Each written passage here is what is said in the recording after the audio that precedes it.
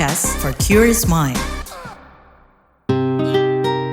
Jadi dia punya obsesinya adalah obsesi seksual memang, jadi yang menimbulkan gairah seksual, gairah insting, sebenarnya itu insting dasar manusia ya, gairah seksual yang dihubungkan dengan barang-barang yang sebenarnya bukan objek atau aktivitas seksual begitu.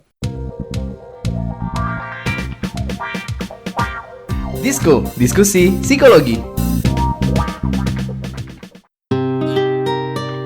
Halo Warriors, selamat datang kembali di podcast Disko, diskusi psikologi persembahan KBR bareng komunitas Into the Light Indonesia. Hapus stigma, peduli sesama, sayangi jiwa. Ada gue Mine dan juga ada Don di studio barengan selalu ya. Sedih banget mukanya. Enggak ya, jangan sedih-sedih ya. Apa kabar nih Don? Baik. Enggak, ini gue lagi serius sebenarnya Mina. Ini lagi baca-baca, ini kan lagi heboh deh. Heboh. Warganet dihebohkan kasus fetis ASI. Kita termasuk warganet kan. Betul. Ya kan. Gue juga ikutan heboh nih, nggak mau kalah nih. Gak mau kalah apanya nih, gak mau kalah hebohnya. Tapi ini kan udah baca yang versi yang lain-lainnya. Kalau ceritanya sebenarnya gimana sih Mina? Gue ngikutin tapi juga gak sepenuhnya ya. Dan yang emang gue tahu itu ini ada seorang ibu gitu yang sharing di media sosial tentang mungkin perjalanan dia dengan pumping. Lalu ketemulah dengan seorang asing lah ya gitu, nanyain apakah dia bisa minta pumpingnya itu atau ya hasil ASI-nya itu. ASI-nya itu. Dan ternyata setelah ditanyain lebih jauh lagi, yang meminta ini adalah seorang laki-laki. Biasanya kan kalau untuk pumping ASI itu kan emang di komunitas yang para ibu gitu ya, atau mungkin perempuan gitu. Tapi ini kayaknya dibutuhkan untuk keperluan pribadinya si laki-laki ini. Jadi tadi tuh kayak yang lo bilang fetish ASI gitu ya. Iya. Heboh sih, gue juga baru sekarang gitu sampai mendengar seperti ini. Iya, kalau soal fetish sih udah ya pernah dengar gitu kan. Iya, Dan kita juga familiar lah ya dengan terminologi fetish gitu kan. Karena ini juga pernah sempat viral juga, masih ingat yang kain jarik yang dulu di Twitter, yang sekarang namanya X. Oke. Tapi ya itu juga another case of fetish example gitu kan. Dan sebenarnya kalau kita suka ngomong fetish kita suka bingung juga nggak sih, emang fetish tuh dasarnya apa sih?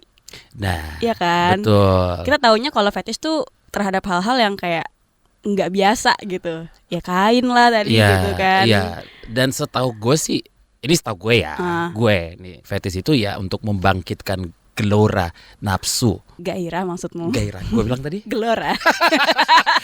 Itu kayak arena ya. Nggak, itu terlalu romantis aja jadinya gitu.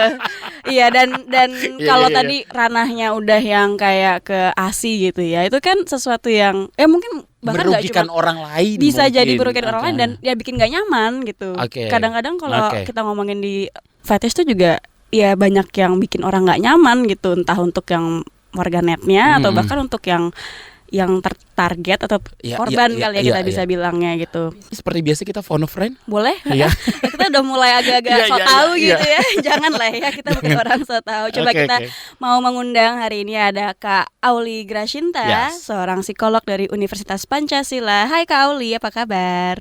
Halo Kak Mina, Kak Don. Alhamdulillah kabarnya baik dan belum kena ISPA sih, alhamdulillah. Belum kena ISPA sih. Iya.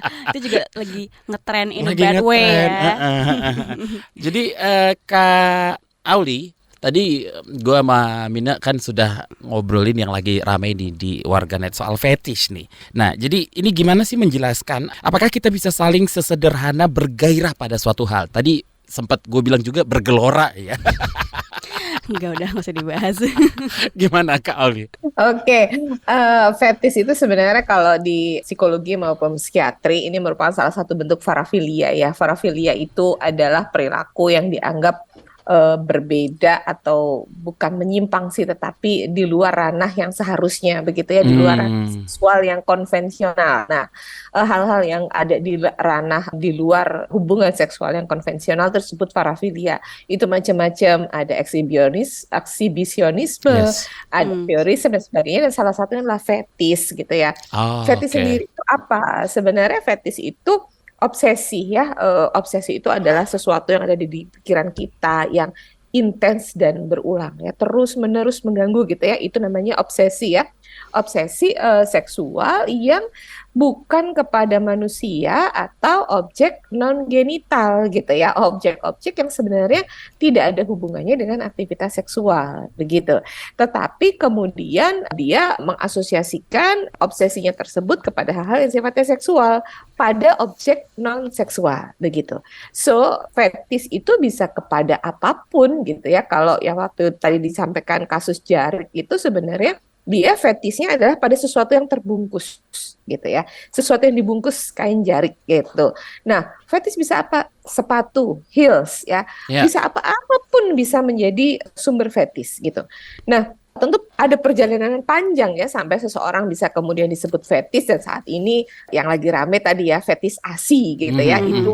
Itu juga jadi salah satu, sangat mungkin orang bisa fetis pada ASI. Jadi fetis itu could be anything gitu, could be to anything gitu. Karena sebenarnya pada dasarnya dia mengasosiasikan suatu benda yang menjadi fantasi seksualnya dia. Jadi ya kita tidak bisa membatasi pada benda apapun bisa dijadikan objek fetis sebenarnya gitu. Oke, Kak Auli. Kalau gitu ketika sumbernya atau objeknya itu bisa apapun, tapi secara konteks selalu dalam konteks seksual kah fetish itu?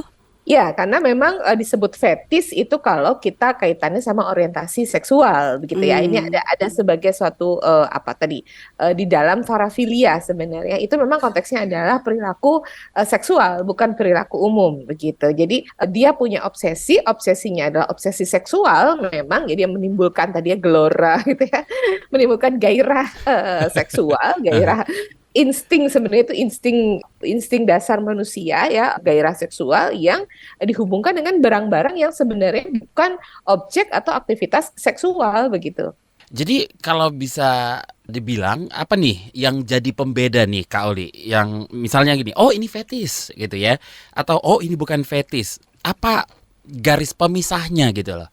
Iya, memang agak susah apakah ini fetis atau bukan. Yang pasti adalah benda-benda yang sifatnya, kalau kita bisa bilang sifatnya adalah non genital gitu. Jadi sebenarnya objek seksual itu adalah bagian-bagian genital dari manusia. Nah, itu yang sebenarnya yang disebut sebagai objek seksual atau hal yang arouse ya, hal yang mendorong munculnya gairah gitu. Tetapi ketika ada seseorang yang kemudian tertarik atau merasa terstimulasi dengan hal-hal yang non genital tadi, tidak ada hubungannya dengan aktivitas seksual, itu sudah bisa dikatakan fetis gitu. Nah, apakah orang normal punya fetis? Ya mungkin saja gitu ya. Fetis itu bisa berlaku pada semua orang. Tetapi apakah itu kemudian muncul sebagai gangguan fetis atau bukan, itu adalah hal yang berbeda begitu. Jadi kan sebenarnya fetis itu fantasi, imajinasi ya yang dimiliki oleh seseorang. Itu bisa, siapapun bisa memiliki hal tersebut begitu ya.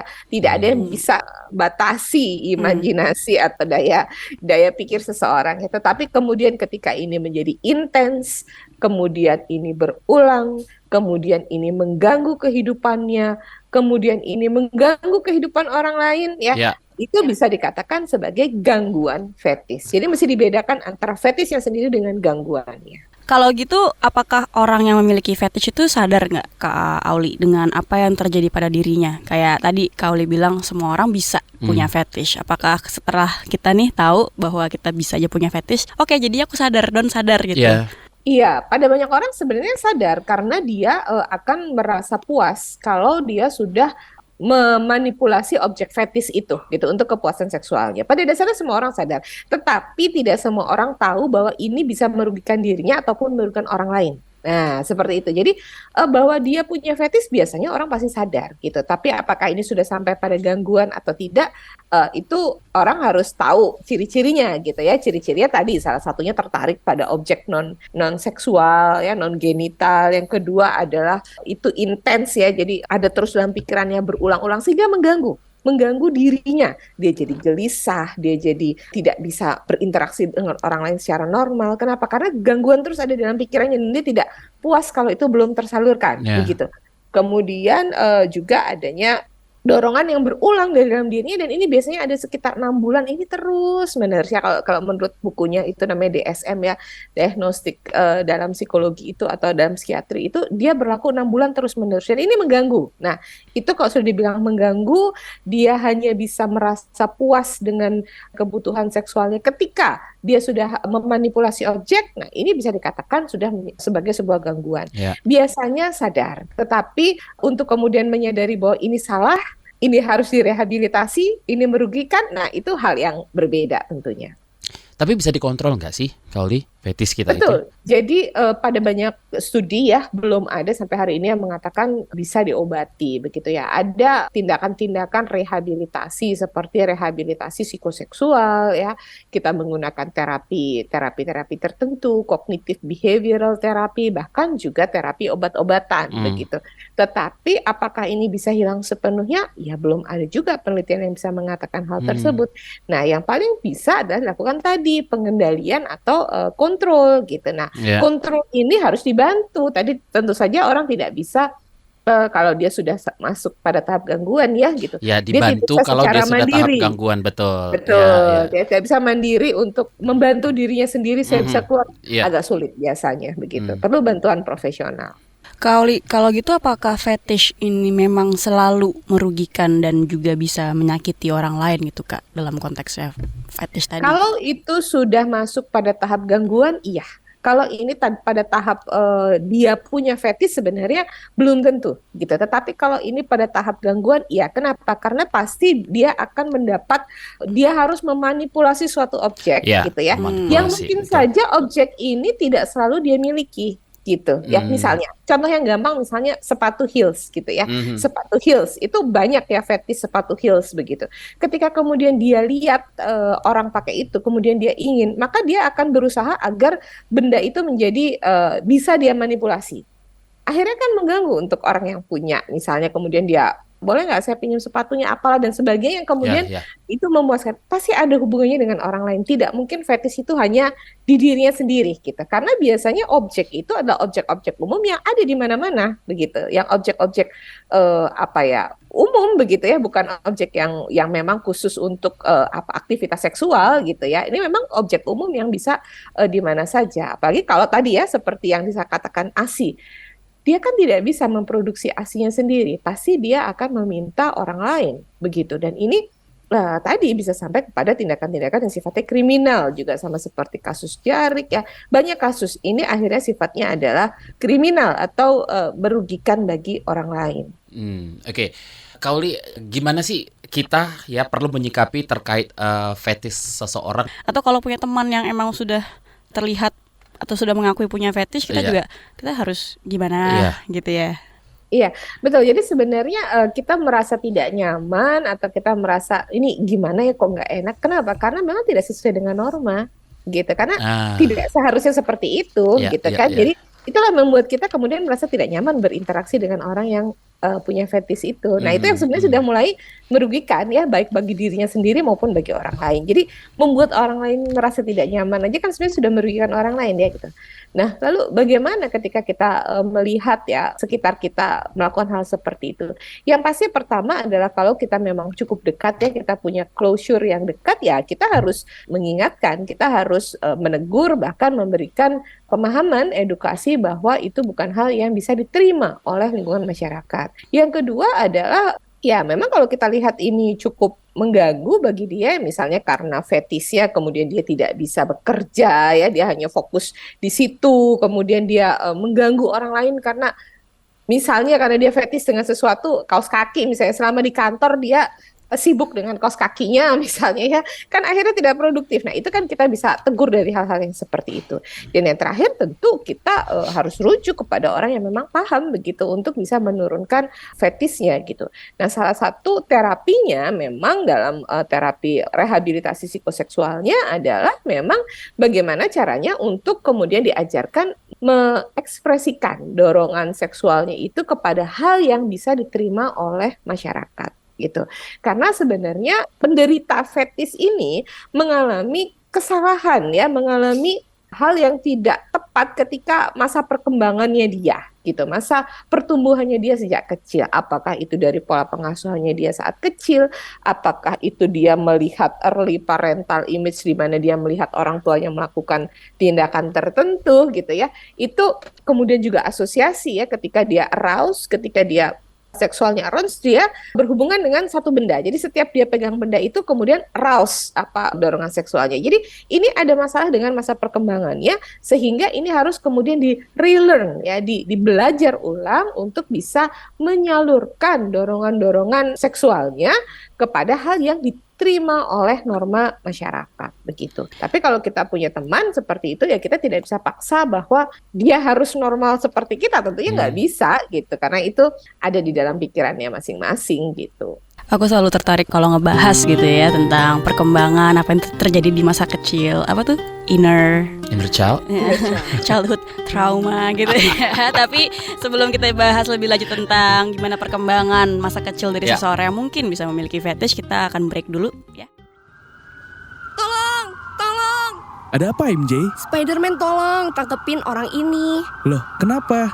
Aku habis kena tipu investasi bodong nih. Sekarang aku bangkrut. Kosanku bakal nunggak 3 bulan. Oh alah, pasti belum dengerin Uang Bicara ya? Uang Bicara? Apa itu? Podcast ekonomi dan literasi finansial dari KBR Prime. Narasumbernya kredibel dan topiknya cocok banget buat anak muda kayak kita.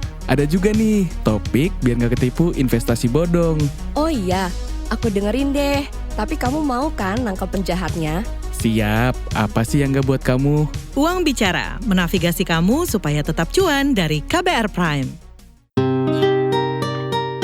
We're back, kita lanjutin lagi nih obrolan seputar fetis bareng psikolog Auli Grashinta. Tadi terakhir kan ngomongin udah sempat ngebahas ya Tan ya, tentang kenapa seseorang mungkin bisa punya fetish. Itu ada sesuatu yang terjadi dalam masa pertumbuhannya, masa perkembangannya. Mungkin dari parentalnya gitu ya Kak Auli, mungkin dari asosiasi-asosiasi yang terbentuk pas masih kecil. Cuman di masa-masa pertumbuhan dan perkembangan itu nih Kak Auli, kira-kira ada faktor lain nggak yang bisa memperparah seseorang yang memiliki fetish? Iya, jadi memang kalau ada beberapa teori yang mendasar ya kalau di psikologi, itu yang paling terkenal teorinya Freud, mungkin sudah pernah dengar ya gitu. Teorinya Freud itu mengatakan semua kepribadian manusia itu dipengaruhi oleh tahapan psikoseksualnya, dan tahapan psikoseksual yang pertama adalah pemenuhan kebutuhan pada mulut ya, oral gitu. Nah, itulah kenapa sampai saat ini gitu ya, kalau orang bilang orang ngerokok dan sebagainya atau banyak ngomel, itu kebutuhan psikoseksualnya di masa oral tuh tidak terpenuhi dengan baik gitu. Jadi ada ingatan-ingatan masa lalu, jejak-jejak masa lalu, jejak-jejak masa pertumbuhan ya, yang secara psikologis itu kemudian mendukung seseorang untuk menjadi sebuah kepribadian tertentu. Tadi seperti menghisap ya. Ketika menghisap itu tidak dipenuhi dengan baik pada masanya, maka timbul kebutuhan itu di masa dewasa. Jadi kebutuhan ini terus ada. Begitu juga tadi, ketika anak ini kemudian melihat bahwa misalnya ASI itu memberikan sebuah kenyamanan tertentu, gitu ya. Contoh yang tadi ASI ya. ASI itu menimbulkan sebuah kenyamanan, pemenuhan akan kebutuhan nyaman tertentu di dirinya. Nah, itu terus ada di otaknya ya, terus ada di jejak memori yang kemudian berlanjut kepada masa dia dewasa gitu. Jadi apapun ya yang dialami anak itu pada masa pada masa pertumbuhan, itu semua akan berpengaruh kepada masa dewasanya begitu. Dan itu bisa disimboliskan macam-macam ya. Kalau di Freud itu ada seorang anak selalu mimpi ada kereta masuk ke dalam terowongan. Kenapa? Ternyata adalah dia pernah melihat ayahnya berhubungan dengan ibunya begitu. Dan itu asosiasi, jadi anak itu kemudian mengembangkan imajinasinya sendiri sebenarnya untuk menurunkan tensi, menurunkan kecemasan yang ada di dalam dirinya begitu. Jadi penyebab fetis itu iya banyak hal gitu ya. Itu tadi yang pertama adalah pandangan psikoanalisa. Yang kedua adalah belajar gitu ya. Belajar dari lingkungan gitu. Tidak sedikit juga anak yang terpapar tadi, misalnya melihat orang tuanya berhubungan, lihat orang tuanya melakukan sesuatu yang terlihat memberikan kenyamanan ya, memberikan pemuasan akan suatu kebutuhan. Nah, ini kemudian sama anak diasosiasikan dengan sesuatu. Itu pengembangan itu tentunya ada di dalam diri setiap manusia dan kita tidak bisa membatasi sebenarnya. Itu kok bisa mikirnya sampai ke sana? Iya, begitulah manusia, begitu ya. Itu bisa sangat berkembang sedemikian rupa. Dan yang terakhir adalah proses belajar gitu ya, proses belajar.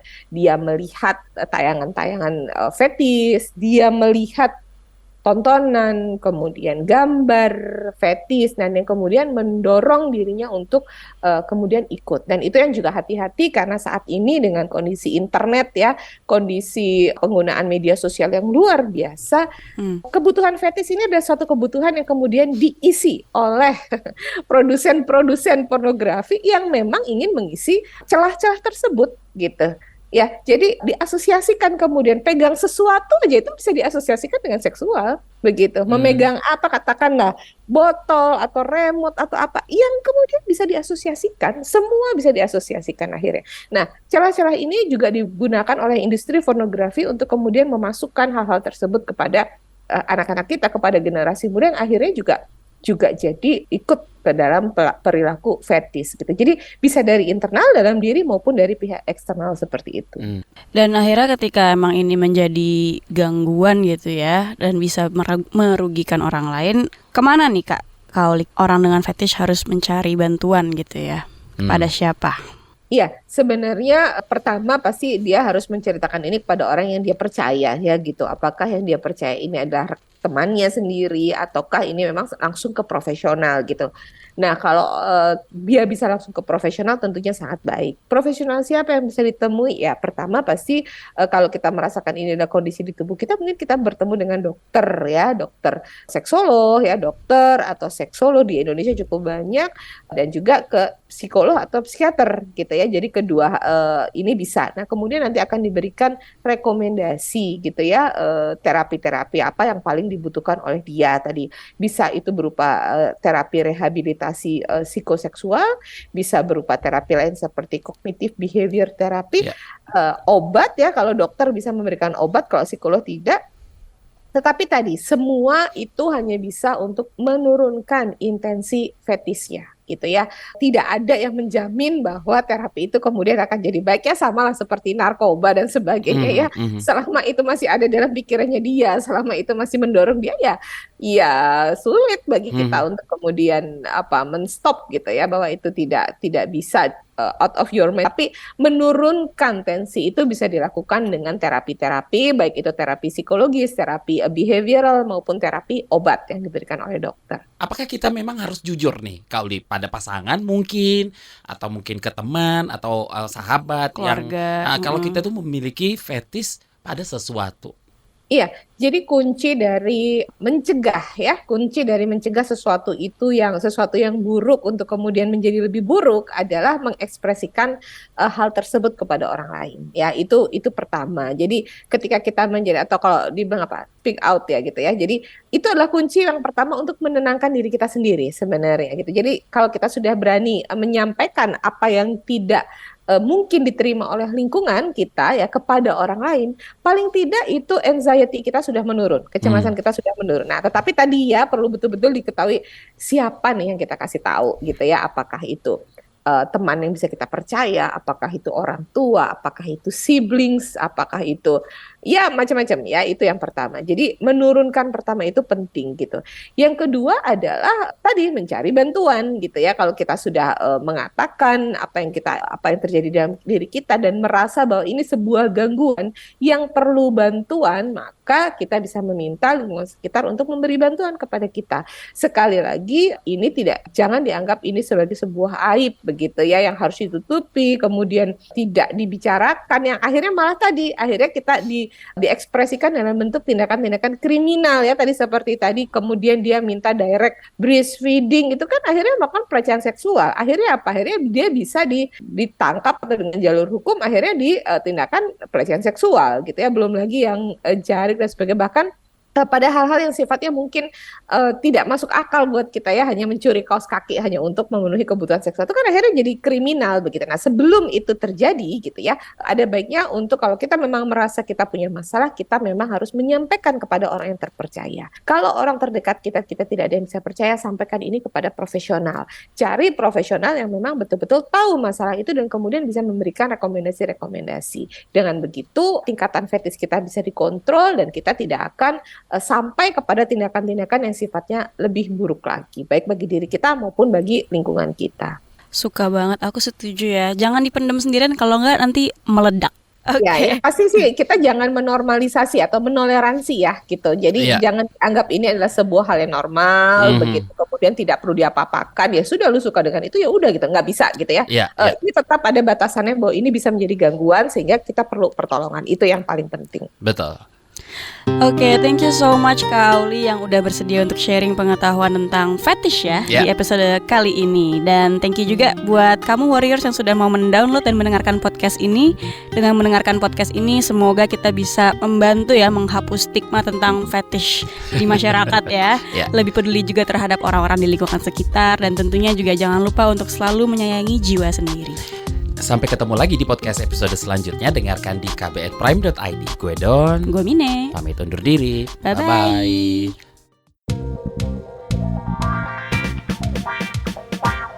Disko, diskusi psikologi.